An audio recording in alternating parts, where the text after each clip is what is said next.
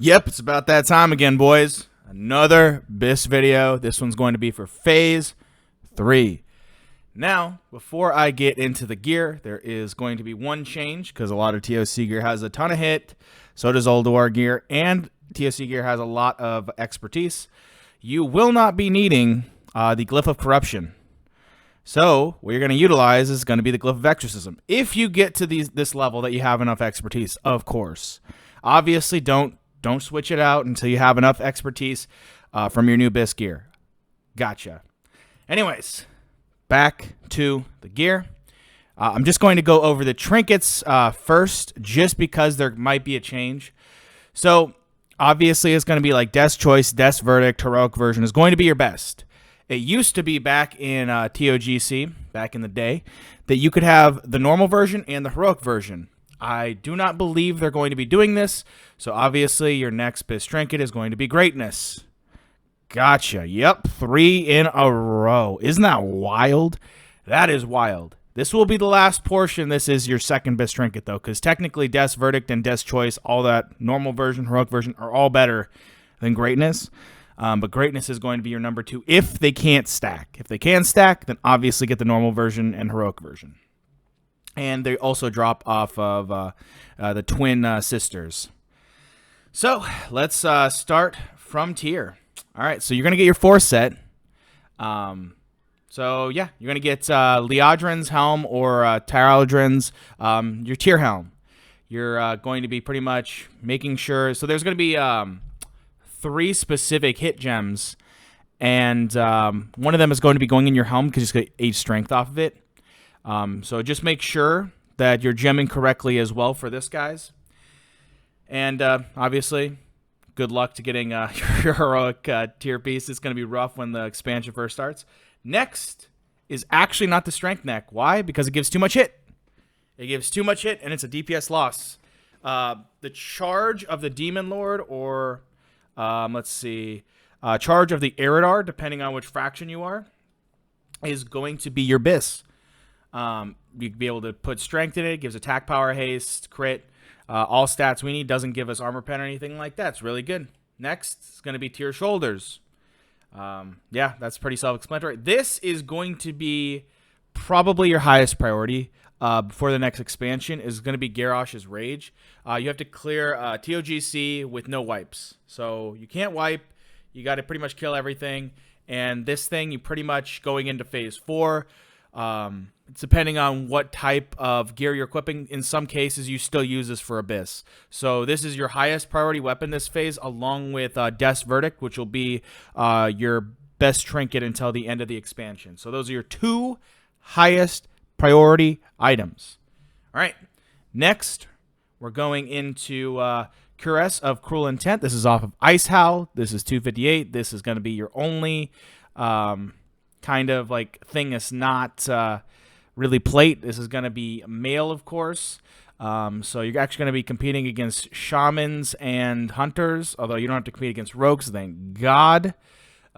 This is a phenomenal chest, a ton of slots, and your tier chest gives like hit, so it's not, or no, it doesn't give hit, it gives armor pen. So this actually gives you better stats.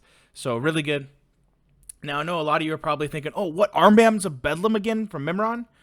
Also, by the way, the chest is from Ice Howl. But Armbands of Bedlam again? Like, I thought we were done with this. Well, you would be. Like, you could put up some of these other bracers.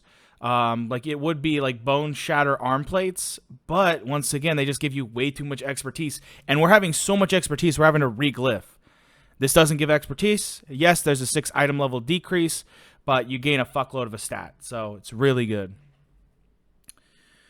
Next, weapons. Yes, we are going to be taking this from Warriors. Dual Blade Butcher. So this weapon pretty much primarily competes with Decimation, Flesh, Render, Catastrophe, Grievance, whatever. Those other weapons, they give either hit or they give massive amounts of expertise. You don't need that. This just gives you stats, and I'm going to be honest. Armor Pen, while it isn't our favorite stat, is going to be better than useless hit and useless expertise. It's kind of how it is. Plus, it looks the most badass in my opinion. This one, let's see, what is a drop off? I believe this is off of the Alliance people or whatever, or PvP people. Anyways, next one. So this is going to be very specific. So it's going to be Libram of Vigilance. You're going to get this via vendor from Emblems. This is for single target. For AoE, you're going to have to PvP again. And you're going to have to get probably the Relentless Gladiator right here. Relentless Gladiator Libram. That gives you 172 attack power. Because the other one, this one, let's see. Libram of Vengeance. So the reason you have to get the other one is because when you're doing AoE, you're going to be in Seal Command. And you're not in Corruption or Seal of Vengeance. So you're not going to get your Libram to proc. So you have to kind of have both. You kind of have to macro changing into them, kind of into your set.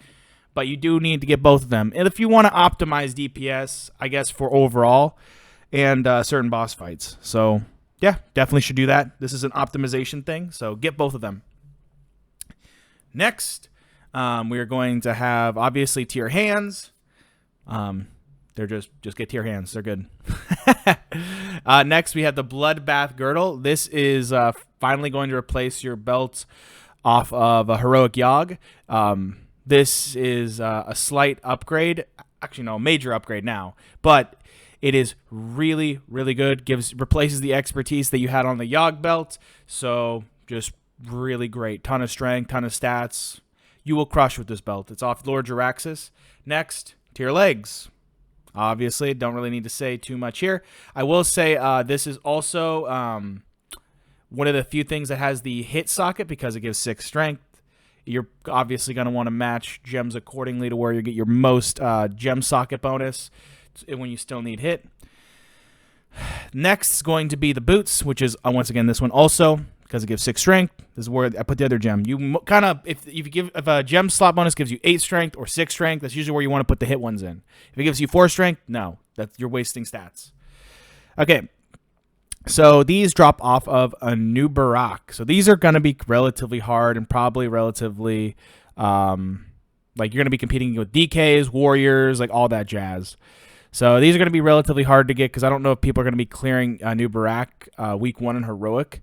They might. Depends on how good your guild is. Now next is our other Old War piece. Seal of the Betrayed King. Yes, we want the we want this ring. This ring that's dropped off of Yogg. Super good still. You still want to utilize this ring. Just because it gives just enough hit to where it doesn't put us over. And kind of keeps us at that point where we can just put in a couple gems and just get to that hit cap. And it just gives great stats. Otherwise, it's got a gem socket, so it gets even better when TOGC comes out because it has we're upgrading our gems and everything like that.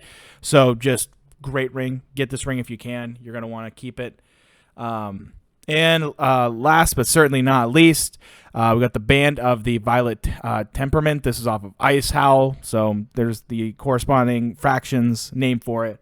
But this is the Ice Howl ring. This is pretty much just a 258 amazing statted ring with a socket. So that is what you should be getting.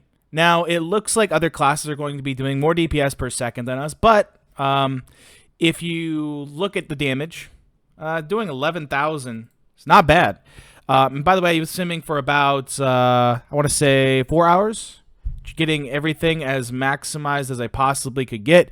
This is what I see as the maximum. However, obviously, if you replace Dark Moon Card Greatness with the Death Verdict, Death Choice normal version, your DPS does go up like another 200, okay? But anyways, that is the video. If you enjoyed it, give it a like, share, comment, subscribe, and peace out, and good luck in TOGC, guys. Lance out.